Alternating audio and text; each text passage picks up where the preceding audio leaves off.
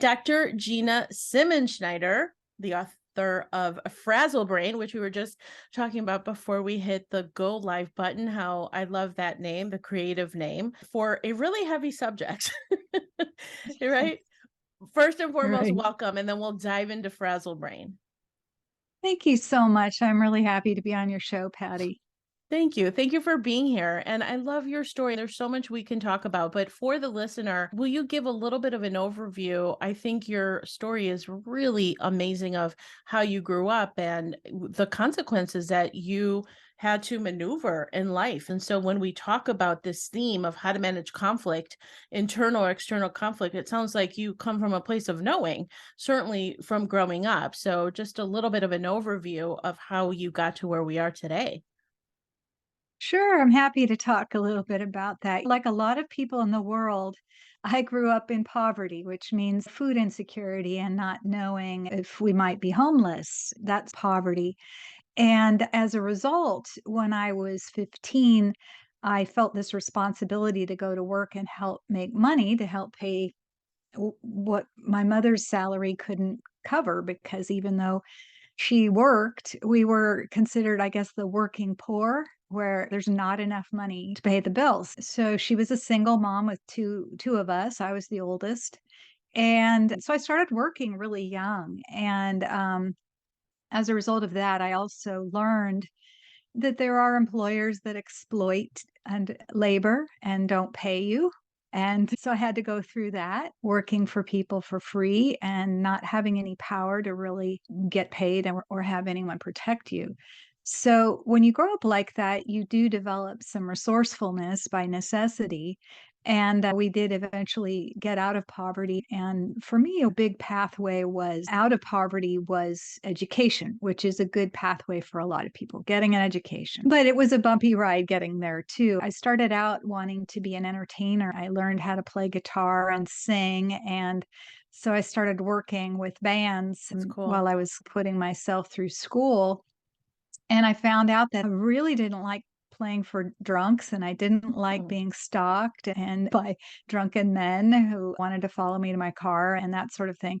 So I really found it very not glamorous and not fun. And I always had an interest in people psychology, uh, also really wanting to help people. So I remember one day I was in a lot of despair and my friends had moved out of town. I was between jobs. I was unemployed. I needed gainful employment. I was feeling really lonely.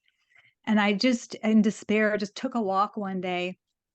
And on this walk, there was a wall that they always plastered concert flyers and all these different flyers to this wall. And a flyer caught my attention that said, it was green and it said, volunteers needed for crisis suicide hotline, no experience necessary, will train.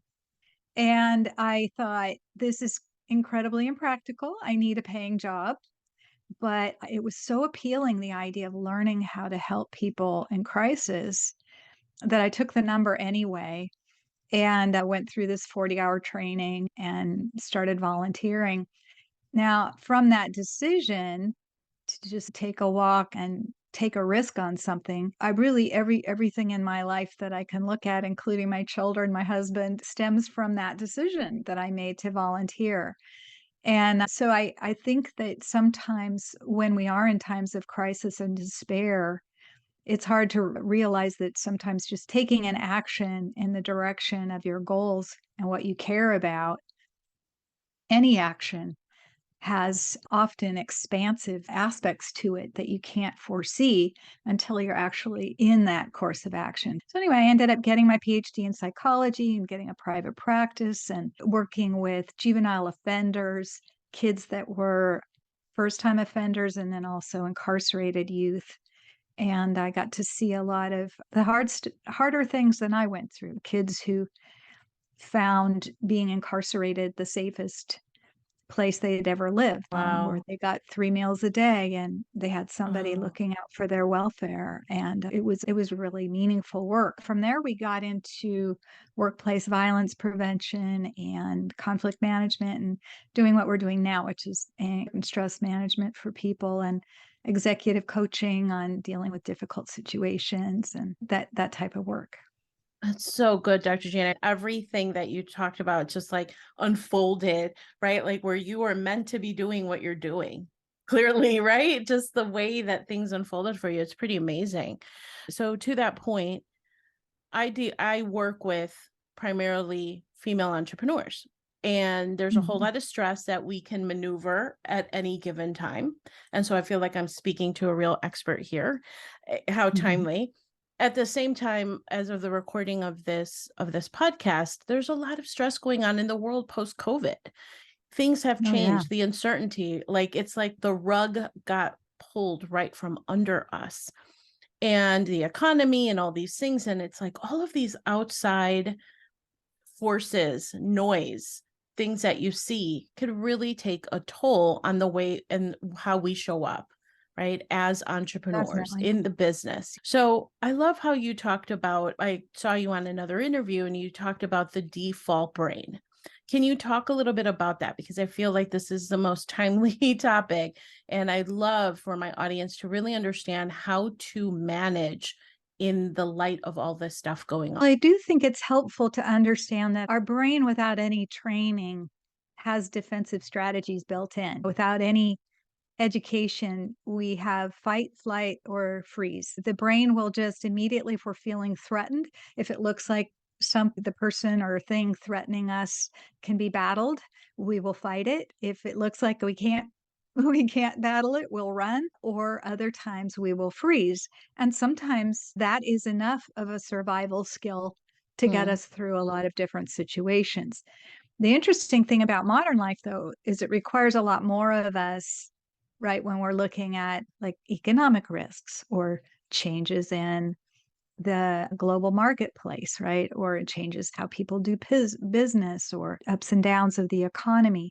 Those require more complex learning. Also, communication skills with other people and strategizing and work and salesmanship and all these things, right? They require a lot more than fight, flight, or freeze. That's where our prefrontal cortex comes in, where we can learn, we can study from experts, we can read self help books, we can get coaching in how to communicate effectively, how to effectively adapt to changes that happen.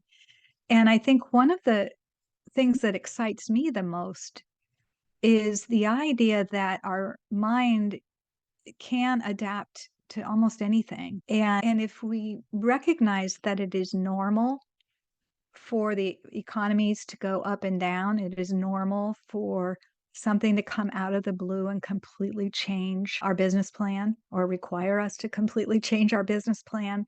If we just that idea of thinking of that as normal as opposed to something really outrageous and not to be expected, that will immediately help us handle it more effectively because then we're going to be approaching it not necessarily with pure fear or panic or the fight, flight, or freeze kind of thing.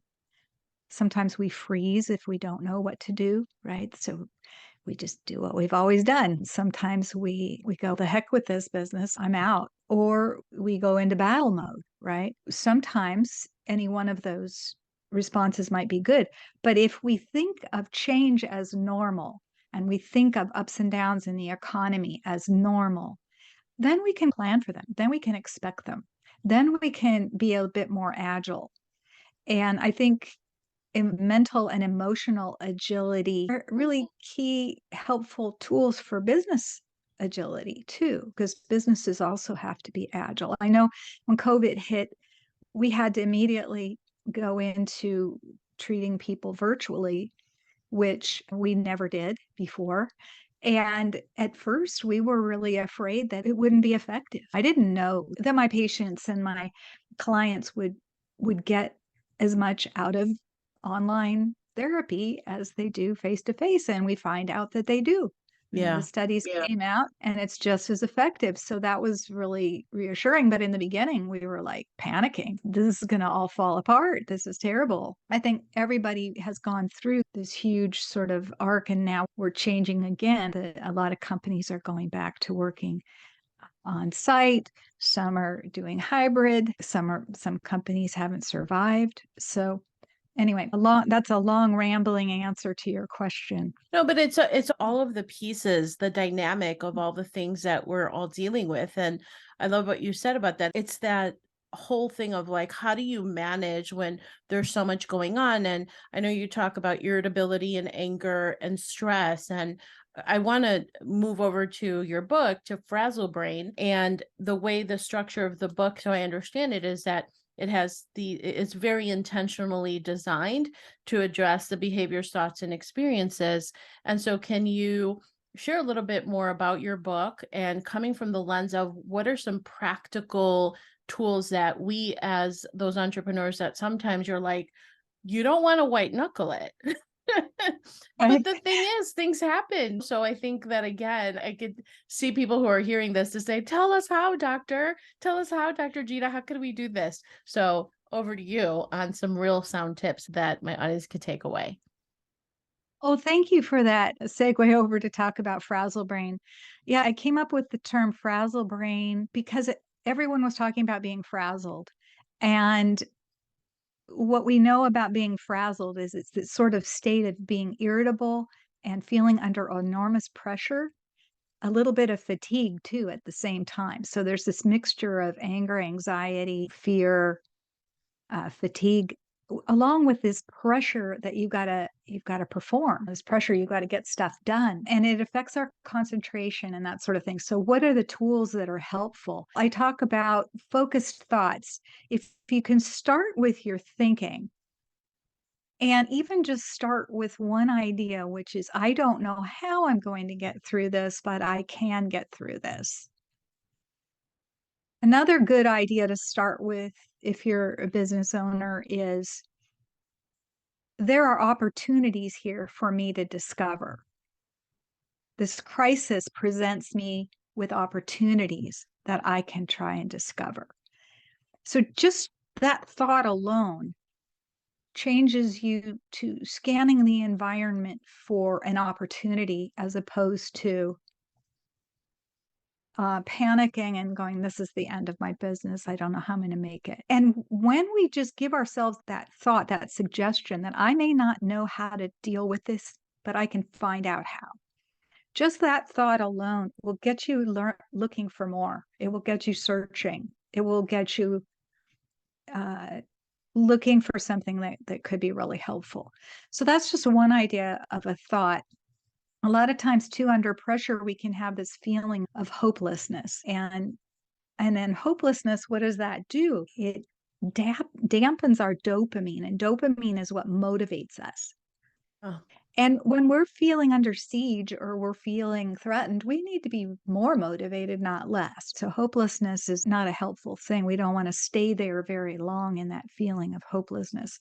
So, what generates? I have some hope generators in the book, but a couple of them are trying something new, anything new, a new product, a new way of approaching that, looking for a new market, you know? So, it's trying something new is very helpful because doing the same old thing we've done before, we're going to get the same old results. So, trying something new also gives us a new experience, which can lead us down some different avenues we couldn't predict, and some open doors can be there along the way. So, trying something new. But another thing that's really helpful is consulting with experts. And there are a lot of really good business coaches. There is the Service Corps of Retired Executives that offers free help to business owners. There are lots of experts out there. There are people who maybe have successfully maneuvered many ups and downs in business economies. And consulting with experts gives us another perspective. We might get a different perspective. We may decide we don't want to do what they recommend, but we might get some new ideas. So those things generate hope. And as soon as you're acting on hope, you're doing something different, you're consulting with an expert, you are moving in a direction that's constructive. And like I said, the more doors will open. Now, sometimes we do need support. We might team up with somebody else, or we might just need somebody we can cry, whose shoulder we can literally cry on when we're feeling sad and scared. And it's okay to feel whatever we're feeling. That's the other thing. Our feelings aren't the problem. It's what are you acting on, right? we need to be respectful of our emotions. Panic and fear and anxiety are there to signal us that we're worried, signal us that something's wrong, signal us that we need to do something. But once we've gotten the signal, we don't need to stay there in that Right. emotion. We got the signal, we had our cry, we had our angry tantrum or whatever in our uh and then we move forward with actions. So we do know that if we want to increase our dopamine, our motivation, there are certain emotions that are positive emotions that help to stir that up. One is awe and wonder, an experience of just being in front of a waterfall and just feeling the force of it and the coolness of it and the beauty of it. So allowing ourselves to feel this sort of humbling ability to enjoy expansive experiences that you might have, like experiencing a great art piece of art or a musical performance or an athletic performance. It inspires this sort of feeling of, wow, that's amazing. And sometimes that can shake us up too and get us thinking more creatively and It's get so us outside simple. of there. It's Yeah, so it simple, isn't is. it? Yeah, it's simple and powerful in that it's really allowing you to move your attention, but then also to be present and just to keep things really simple. It's not amazing. I know me personally, this is just me. I'm a little more woo than usual, but it's just for me, I have to walk away from the thing that causes me stress and then go outside and literally plant my feet on the grass and then just sit there, listen to something and just taking a break. And I think more than anything, the way, or for what I'm taking away is just to be hyper aware when these things come up and don't beat yourself up for feeling the feelings that you were saying, but then it's a matter of doing something productive about it. And that being productive is not in the traditional sense, but it's just moving to something simple, like you mentioned, can be so powerful. Yes, and sometimes just being quiet, like you said, and Yeah. being getting your feet in the earth, playing with plants. I know that's a therapy for me is planting flowers in my flower pots and getting my hands in the loamy soil. And what's interesting about getting your hands in soil that's really rich and composted, and it's got that real aroma of rich earth Yeah. is it has natural antidepressants in it. It has So natural amazing. uplifting chemicals. So this Mycobacterium vaccae, we inhale the particles of it, and it can give us up to 30 days of antidepressant effects. So sometimes that is one of the best things we can do if we're struggling with a problem and we can't solve it. We hit a wall to do exactly what you said, get outside, get your feet in the dirt, just be in a front of a lake or a river or a creek or the Mhm. ocean. And that'll get you out of that. So just something for people to take away is to notice, to have the awareness, what are you thinking? And then being intentional about then creating for yourself a new experience. Have I captured that Exactly. in a very Yes. simple way? And sometimes we need to do something physical like that to get the feelings out, to work the energy of the feeling out of our body. Because it is true that sometimes these scary periods that we live through, we feel it in our chest, in our gut, in our head. We get the headaches. So we'll Yeah. get physical symptoms. So sometimes that is helpful to be quiet in nature and focus on our deep breathing. And if you have a meditation practice, meditate a bit more. And what happens with that is you are relaxing into the experience of living, and that allows you, when you open your eyes, to literally see more around you and to think more broadly. And from that broader perspective, solutions emerge. Yeah. Yeah. I love it. That's so great. All right, so let's transition over if you want to play the fast five questions that I always ask all of my guests. Is that okay? I'm ready. They're going to That's be fun. okay. Okay. I promise it'll be fun. Okay, number one, what would make this a great year for you, Dr. Gina? Oh gosh. Okay, what would make it a great year? I think if I can stick to my objectives list, uh, along with the self-care balance, which is what I'm trying Mhm. to do, Y practice what I preach. Yeah, yeah, absolutely. That'd be great. Okay, number 2, what would you consider your greatest achievement? Having these amazing children that I brought into the world. Yeah, real That's proud of my beautiful. kids. How many kids you have? 3 kids and 2 grandkids now. Oh, wow. Oh my gosh, you must have so much fun, huh? Yeah, I'm proud of the grandkids, but I can't take credit for them. But they have a very good chance. They're on a good path, right? Yes, yes, they're E great. They're all great. Excellent. All right, person, place, or a thing. What is one thing that inspires you? I think being excellence, like anything that someone does really well in Oh, any yeah. field, I really love that in art, music, literature, business, someone doing something in a beautiful, excellent way. Beautiful. Number 4, what is your greatest extravagance? Oh my gosh, I would say that I do love really extravagant teas, flavorful teas from anywhere in the world. Oh, that's so cool. And number 5, after all is said and done, Dr. Gina, what do you want your legacy to be? I hope that people's lives have been made better because of their interaction with me. It comes down to that, doesn't it? That's so deep. Yeah, I love that. I love that because it's true. And I get emotion because I'm like, that's true. And I'm like, that's what I want too. This is really beautiful. All right, Dr. Gina, how do people find out more about your book, Frazzle Brain, how they can manage conflict, the strategies that you have to offer so that I really see what you bring is hope and people knowing that they have all of these skills these coping skills that they can take on for themselves. How do people get in touch?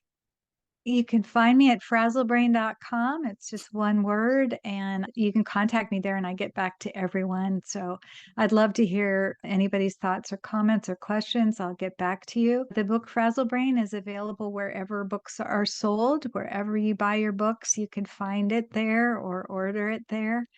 And I also would love to get feedback on what people think of the book so far. I'm really thrilled with the reception to it, so I'm hoping that it just continues to spread. The people, The word. everyone really needs this, right? Who couldn't use more of that during these crazy times? So, It's everyone, true. check out frazzlebrain.com. You're also going to see in the show notes, frazzlebrain.com, the link and more information how to get a hold of Dr. Gina. I think I saw you on another interview where you're like, Twitter this, and then you're like, just go to Frazzle Brain. Just go to Exactly. Frazzle If you Brain. That's wanna where my links follow are. me on social media, yeah, you can find them all in one place. It's much easier. Yeah, much easier. Don't forget, if you're listening to this, frazzlebrain.com for all information on how to connect with Dr. Gina. So thank you so much for being on the Positioning to Profit podcast. We so appreciate you and continued success to you. Thank you, Patty, and Mhm. to you as well. Thank you.